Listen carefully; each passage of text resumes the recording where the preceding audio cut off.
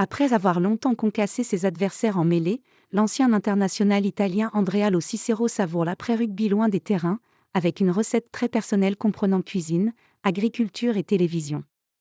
Inutile de chercher l'ex-pilier de la nationale dimanche à Lille parmi les spectateurs du France-Italie comptant pour la 3e journée du tournoi Destination. Lo Cicero, 47 ans, fuit les villes, Rome en particulier.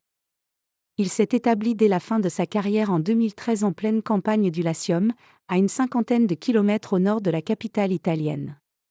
C'est bon de vivre à la campagne tranquillement sans avoir la pression de la ville, sourit Lo Cicero au bord du lac de Bracciano, non loin de la ferme de 13 hectares où il vit avec sa femme et ses 2 enfants en bas âge.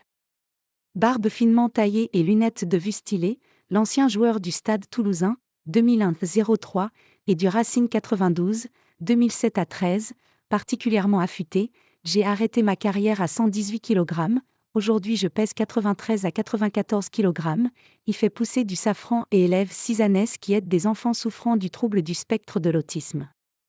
Ce ne sont que 2 des très nombreuses activités de celui qui est toujours surnommé « le baron », en référence au titre de noblesse de sa famille sicilienne.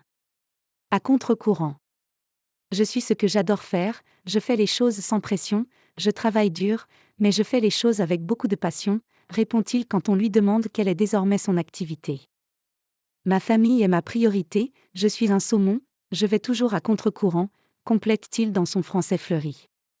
Sur son improbable CV, on trouve un imposant paragraphe répertoriant ses expériences en cuisine et un autre consacré aux émissions de télévision qu'il a présentées et auxquelles il a participé. Remarqué lors de ses participations à des émissions culinaires et passé par une école de cuisine, Lo Cicero, plutôt que d'ouvrir son propre restaurant, ce qui aurait nui à sa vie de famille, est consultant. Je travaille avec des restaurants qui veulent changer leur menu, leur façon de travailler. On conçoit le menu, je forme l'équipe, explique celui qui a porté à 103 reprises le maillot Azzurro entre 2000 et 2013. Dans le monde de la cuisine, ils adorent notre manière de faire équipe en rugby, dans ce milieu, tout le monde n'accepte pas de travailler en équipe, remarque-t-il. Une première pour sa dernière. L'homme de télévision Andrea Lo Cicero a eu ou a encore sur des chaînes italiennes ses propres émissions de cuisine, de jardinage et a participé en 2023 à l'émission Isola dei Famosi, un jeu de télé-réalité et d'aventure mettant aux prises pendant 2 mois et demi des célébrités italiennes au Honduras. J'ai terminé à la 3e place.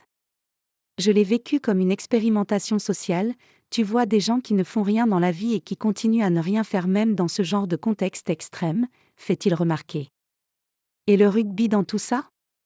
Il ne joue plus, mais a son diplôme d'entraîneur en poche et regarde des matchs à la télévision. L'évolution de l'arbitrage, en particulier sur les plaquages, les prestations de la nationale en mêlée et en touche ou le peu de considération que les instances italiennes témoignent selon lui à sa génération le chagrine.